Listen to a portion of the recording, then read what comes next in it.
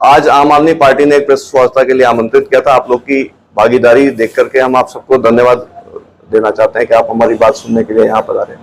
आज विषय है आबकारी नीति। देश में आबकारी नीति ने एक भूचाल मचा रखा है। आम आदमी पार्टी के सिटिंग सीएम इस नीति के चलते भाजपा के ईडी के आरोपों के कारण जेल में है। हमारा मध्य प्रदेश भी एक राज्य है, यहाँ भी आबकारी का उसी तरह संचालन होता है जैसे दिल्ली राज्य का होता है। अभी एक आदेश है आबकारी विभाग भोपाल का, अभिजीत यादव जी हैं आबकारी आयुक्त, और ये पत्र है दिनांक 26/2/2024 का, 26 फरवरी 24। दिल्ली के सीएम पर आरोप थे कि आपने आबकारी पॉलिसी में परिवर्तन करके कुछ शराब के ठेकेदारों को लाभ दिया अनुबंध के बाद। और लाभ कैसे दिया? जो फोर्स मेजरे या आपातकालीन कोई ऐसी परिस्थिति होती जिसमें दैवी प्रकोपों के कारण कोई व्यवसाय नहीं कर पाता एग्रीमेंट होते हुए, तो उसको रिलीफ मांगने का एक अवसर होता है। उसने सरकार से आग्रह किया। सरकार ने ईज ऑफ डूइंग बिजनेस के तहत उनके बारे में कुछ बेहतर सोचने का प्रयास किया और अच्छा व्यापार कर सके आबकारी व्यापारी, इसके नाते उनको कुछ लाभ देने का प्रयास किया। जब लॉकडाउन चल रहा था उस पीरियड में व्यवसाय की कमी आने के कारण वो एक वाजिब था। बाद में ईडी के एवं अन्य विपक्षी दलों के बहुत तरह के आरोप थे कि आपने सर्टेन लोगों को चिन्हित करके ये व्यवसाय किया। अब हम आपको मध्य प्रदेश का एक विषय दिखाना चाहते हैं। ये पत्र आप लोगों को मैंने थोड़ी देर पहले एक बार अवलोकन करने के लिए कहा था। ये आबकारी नीति मध्य प्रदेश की आबकारी नीति थी जिसमें उन्होंने तय किया था कि एक दुकान से 4 दुकानों तक का हम एक लॉट बना के छोटे व्यापारियों को भी शराब की दुकान ठेके के द्वारा सौंपेंगे। ये नीति है। नीति से डिविएशन लिया है इस पत्र में आबकारी आयुक्त ने। उन्होंने कहा कि जिस जिले में कोई क्राइटेरिया नहीं फिक्स किया, किस जिले में, रादर हमारी इच्छा से चयनित जिले में हम ये व्यवस्था खत्म करके पूरे जिले की सारी दुकानें इकट्ठा करके सिंगल पार्टी को टेंडर करेंगे। ये बदलाव किया गया मध्य प्रदेश की नीति में। नीति में बदलाव नहीं किया, एक ऑर्डर है एग्जीक्यूटिव अधिकारी का, उन्होंने ये उज्जैन जिले के लिए लागू किया। उज्जैन जिले की सारी दुकानें इकट्ठी करके एक बिड बनाई गई 660 करोड़ रुपए की। उसमें ठेके आमंत्रित किए गए। ठेकों में से केवल एक पार्टिसिपेंट आया, मात्र एक कंपनी आई।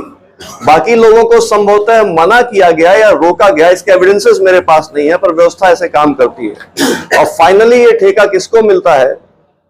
सीएम साहब मोहन यादव जी के बड़े भाई हैं नरेंद्र यादव जी, उनके द्वारा संचालित कंपनी या उनकी भागीदारी की कंपनी को ठेका मिलता है। कल सुबह से उनका ठेका प्रारंभ हो जाएगा। अब 2 बातें मैं विशेषकर कहना चाहता हूं कि पहली चीज, आबकारी नीति में परिवर्तन का ये एविडेंस, और मनी ट्रेल सीएम हाउस या सीएम होम के अंदर ही है। बड़े भाई बेनिफिशियरी हैं, मनी ट्रेल कहीं बाहर नहीं जा रही, घर के अंदर ही ट्रेल। हमारा रिक्वेस्ट आप लोग से, आप लोग के माध्यम से भारत की जनता से ये है कि अगर नीति आबकारी नीति में परिवर्तन करके किसी को लाभ देने के केस में आम आदमी पार्टी के सीएम अगर जेल में रह सकते हैं, तो मध्य प्रदेश के सीएम को क्या एक्सेप्शन मिलना चाहिए? क्या वो इन कानूनों से इम्यून है कि उनके खिलाफ कोई कार्रवाई नहीं की जाएगी? इसलिए हमारा अभी प्राइमा फेसाई इस केस को देख करके इतने मात्र तथ्यों से स्पष्ट होता है कि अब तक तो मोहन यादव साहब को जेल में होना चाहिए था, ईडी के द्वारा उनकी गिरफ्तारी होनी चाहिए। तो क्या इस देश का कानून किसी सीएम विशेष को या किसी पार्टी विशेष के सीएम के लिए नहीं लागू होते हैं और विरोधी पार्टियों पर लागू होते हैं?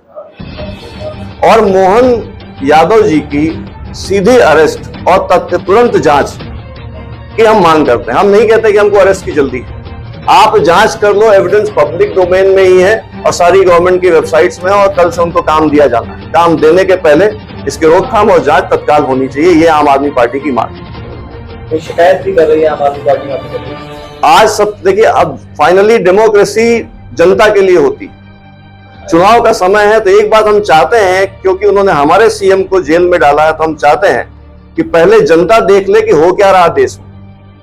उससे जनता को तय करने में सरलता होगी कि कौन सी पार्टी कैसी है, किसका आचरण कैसा, पहले जनता जान ले।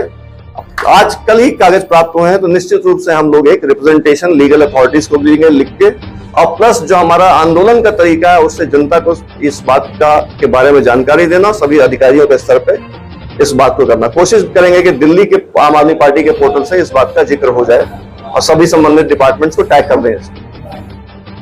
देखो, डॉक्टर मोहन यादव के बड़े भाई का आपने जिक्र किया, जी। वो क्राइटेरिया तो फुलफिल कर रहे होंगे, तब तो वो टेंडर प्रक्रिया में और उनको अलॉटमेंट हुआ। देखिए अमित जी, टेंडर की प्रक्रिया का एक बहुत स्वाभाविक स्वरूप क्या होता है कि अगर कोई भी टेंडर पॉलिसी से हटकर कोई एक्सेप्शन निकाल के किया जा रहा है तो उस एक्सेप्शन का एक्सप्लेनेशन होना चाहिए। दूसरी चीज, पॉलिसी स्टेट का कैबिनेट बनाता है, आबकारी आयुक्त को मेरी समझ से ये हक नहीं है कि वो उस पॉलिसी को परिवर्तित करके किसी जिला विशेष को अलग कर दे। फिर रही बात, आपने सवाल किया कि आपका सवाल क्या था?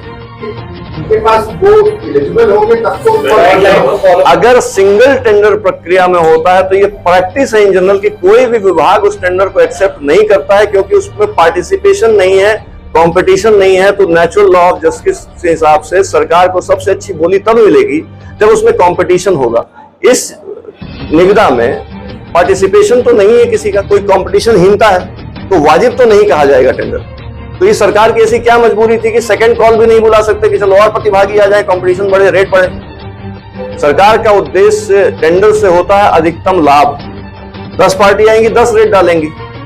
10 लोगों ने पार्टिसिपेट किया, मतलब लगभग काम करने वाले शराब का उस जिले के सारे लोग आ गए होंगे। सिंगल पार्टी को टेंडर देना, वो भी सीएम के भाई को टेंडर देना, नैतिकता के दायरे में तो बिल्कुल सही नहीं माना जा सकता। कानून के दायरे में भी सीवीसी की बहुत पुरानी guidelines, you must avoid single tenders specially in first call.